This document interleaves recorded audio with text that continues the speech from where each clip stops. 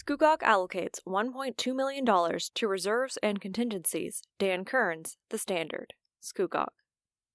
Scugog councillors voted to allocate a surplus of over $1.2 million to various reserve and contingency funds at a recent meeting. At the meeting, councillors approved a recommendation to have $1 million of the 2023 operating surplus transferred to the Municipal Projects Reserve to offset costs associated with modernizing the township's operations, and also with the implementation of the recommendations in the Service Delivery and Organizational Review. Along with this, there were allocations of $40,000 from scrap disposal funds to the Vehicles and Equipment Reserve Fund, $45,251 to the Roads Climate Contingency to offset the cost of weather-related issues in excess of a normal year, and $200,000 to be distributed among the township's various reserve funds. Ward 1 Councillor David Leroy questioned the amount of money being given to the Municipal Projects Reserve. We have many needs and have quite a few reserve funds. I'm surprised at this recommendation to allocate the entire balance of this fiscal year's surplus to one account, to something I thought was mostly costed out, he said. CAO Ken Nix explained the dual importance these funds will provide. We did talk about the majority of positions being cost recovered. We needed a gap this year to get there, he stated. It's also modernization initiatives, setting money aside so we can continue with technology enhancements. If we don't set it aside, we have to either do technology enhancements in the future or raise it through taxes. He noted one cost for integration of their customer relationship management software, CRM, could be upwards of $200,000. It is why we're being cautious in putting some monies aside, CAO Nix stated. Ontario government implements automatic license plate renewals. Dan Kearns, The Standard. Durham, Kawartha Lakes. The Ontario government introduced an automatic license plate renewal system starting on Canada Day, July 1st. License plates for passenger vehicles, light-duty trucks, motorcycles, and mopeds will renew automatically 90 days before expiry, if the vehicle owner has valid insurance and no outstanding fines or tolls. If a license plate cannot be renewed automatically, the vehicle owner will be notified and required to manually renew, online or in person, at Service Ontario, an Ontario government press release stated. This change was announced by Transportation Minister Pravmeet Sarkaria at a press conference held on Wednesday, June 26th. I know there's nothing which frustrates people more than waiting, Minister Sarkaria said, stressing this change will save drivers more than 900,000 hours a year by skipping lines. Durham MPP Todd McCarthy said his goal is to make sure Ontarians' every interaction with government services is seamless, secure, and efficient. We constantly strive to utilize innovative solutions to streamline and improve government services, to unburden Ontarians and save their precious time and money, he added. Walk a Mile in My Shoes, Terry Foster. Robin Vandervluten, The Standard. Kawartha Lakes. This year marks Terry Foster's 39th annual 10-kilometer cystic fibrosis walk and his 38th Terry Fox walk. What began as an interest all those years ago has turned into a passion for helping others. Terry started his fundraising walks when his wife introduced him to her cousin, Ira Peters, who has cystic fibrosis. Watching Ira's mother pound on Ira's back to break up the mucus in her lungs inspired Terry to walk for the cause, starting with Zeller's cystic fibrosis walk. A few years later, he got an invitation from Candice McGuigan, whose daughter, Ashlyn, has cystic fibrosis, to walk in the Peterborough fundraiser. Ashlyn calls Terry the cystic fibrosis Santa Claus because he picks up toys for the toy drive in Lindsay. That name is stuck, and even people at the office in Toronto know me by that name, Terry stated. Terry has fundraised for many charities, including multiple sclerosis, A Place Called Home, and Terry Fox. Every walk I do is 10 kilometers. When this year is done, I will have completed 127 10-kilometer walks for charities, fundraising over $227,000 for cystic fibrosis and over $200,000 for Terry Fox. Terry's history of fundraising has gotten him recognition. In 2020, the City of Kawartha Lakes named Terry Citizen of the Year, and a local magazine wrote an article about him. Terry said everyone pats him on the back, but he prefers to highlight the people of Lindsay as they give so much when he goes from door to door. Enthusiastic about the process, he said, "They are learning and know how many people make donations for these charities.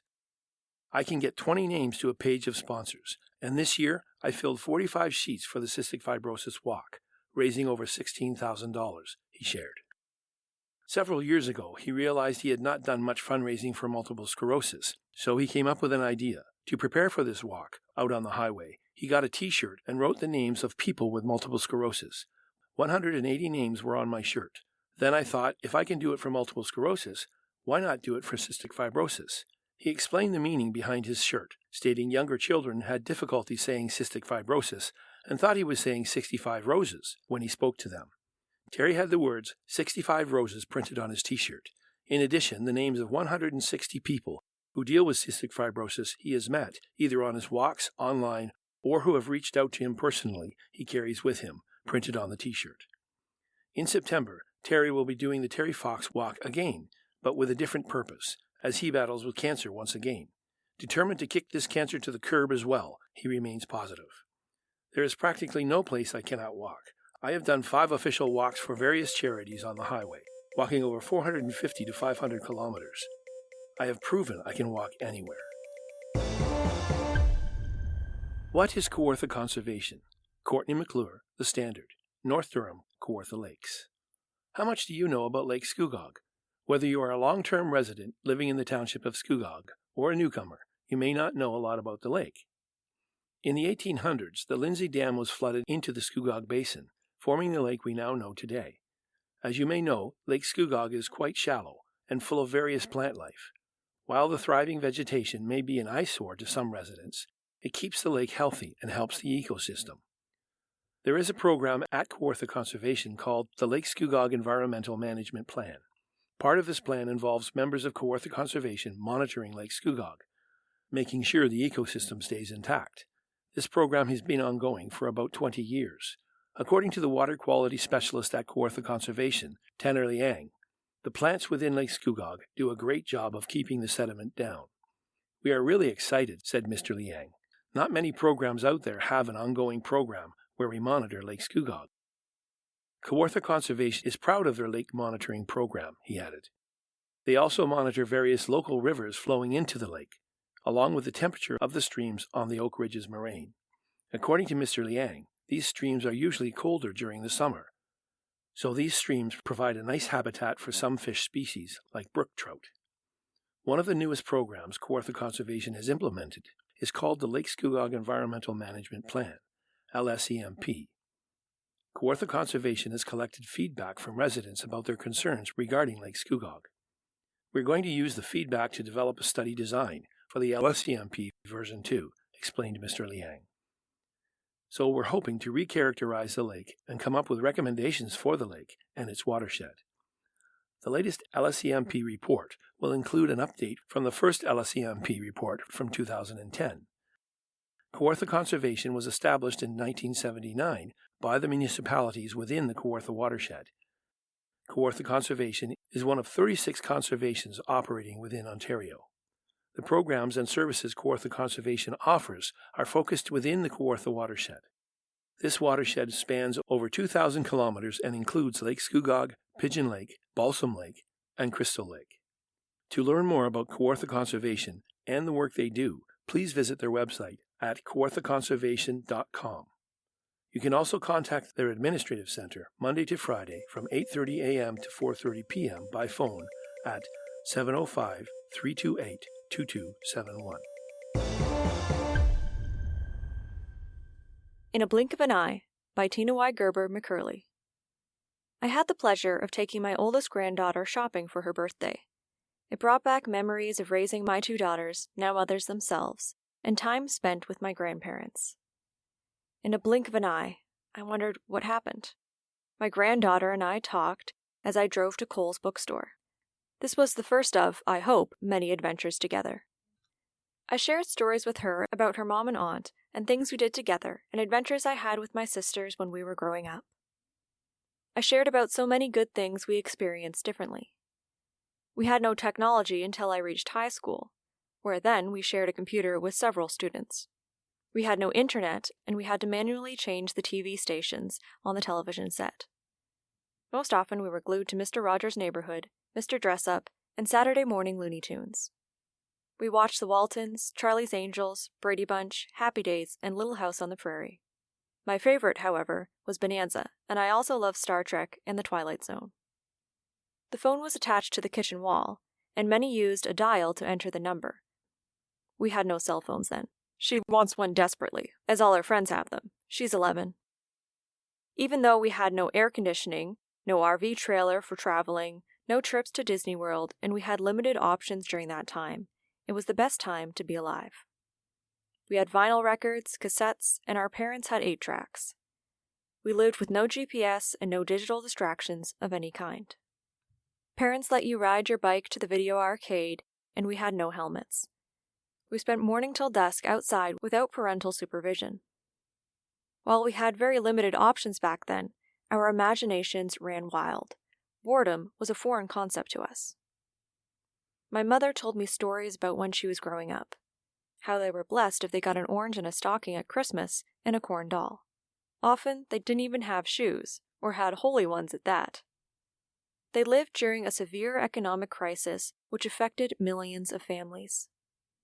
Unemployment rates soared, but my family ate off the land, hunted and gardened, and so were provided for. Mother said basic necessities like clothing and housing were scarce. I remember visiting my grandparents and discovering what an outhouse was. I was 6 or 7 years old. While my parents were growing up, they played outside at games like hopscotch, marbles, or hide-and-seek. School was important, but many children had to drop out to help support their families. They valued their family like that, so they did this even though it was a real challenge. But my mother won a scholarship to high school. I believe the generation today, and over the last 20 years, has been affected by a lack, partly because there are no more prayers in school. There has been a steep drop in church attendance as an outflow, depriving them of this extremely unexplored experience. Many congregations are aging, as there is a huge technocultural prompt to shift the inexperienced away from mainline Christian denominations. They don't know what they don't know, and so are unaware of what this diminished respect or compassion for older generations is doing to their future. There is virtually no shame or modesty, consequently less honesty, in their emerging culture today. Interaction has become more about an end goal instead of valuing the legitimate needs of real people. It's all about me, me, me. It would not be a bad thing if we continue to learn from the tried and true experiences of parents and grandparents. They are a living treasure, holding proof of the value of valuing God, others, and respect for the substance gathered through many years of living. In Proverbs 16:31 it says, "Gray hair is a crown of glory on people who have lived good lives. It is earned by living right." Easy Reading Version, ERV. Time marches on, as it tends to do. It's full of seasons of both regrets and gratitude. I am thankful for the experiences, and I understand life is a gift, and every day is a choice to pass its blessings on. It all goes so fast. We should all value the gifts placed within the lives of those who have come before. Welcome to You've Got to Be Kidding, a podcast that offers a different perspective of life around us. Listen now to author Jonathan van Bilsen. In my early 20s, I had a great job being an announcer at a radio station in Owen Sound. The station, CFOS, hired me for the graveyard shift, which was midnight to 5:30 a.m. It was the start of the summer season, so the listening audience was great. There were truckers, shift workers, and just a number of people who enjoyed early morning radio. The $45 a week income paid for the rent and the odd hamburger, so when an opportunity to be a newscaster surfaced at a Toronto station, I jumped on it. I was at CFGM for a few months when the morning show host Bob McAdory left. I was given an opportunity to take over the spot, and it was awesome, not to mention a paycheck of $50 a week. To supplement my income, I'd MC the local high school dances Friday and Saturday nights, which was quite enjoyable. It was a time before DJs spun records. Instead, It was always live bands, many of which were quite good. Numerous bands came up from the U.S. who were trying to make a name for themselves and came to Canada to play the high school circuit in an effort to gain popularity. One Saturday night, a new and upcoming group, which branched out from the New Christie Minstrels, was making headlines with a few hits. They had us soon to start contract to join Rollin' on the River, a show which would gain popularity throughout the American country scene. As MC, I was given their names and went backstage to meet them. I was confronted with the lead singer for the band, a large, bearded Texan with a softer-than-expected voice. I asked what song they were going to open with, and he answered, "Ruby, Don't Take Your Love to Town," a newly written tune by Mel Tillis. I nodded and went back to the wings.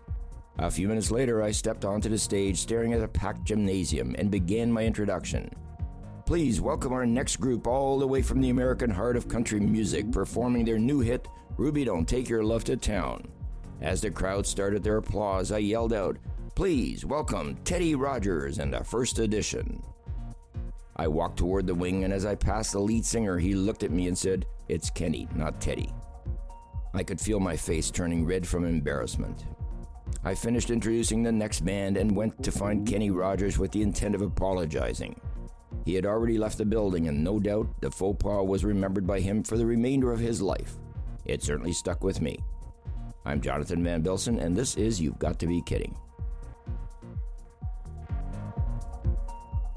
You've Got to Be Kidding was presented by X4 Media with permission from the Standard Media Group. We endeavor to make all information contained in this program as accurate as possible at production time. X4 Media and the Standard Media Group are not responsible for any liabilities resulting from information contained in this program. For more information, please visit x4media.ca.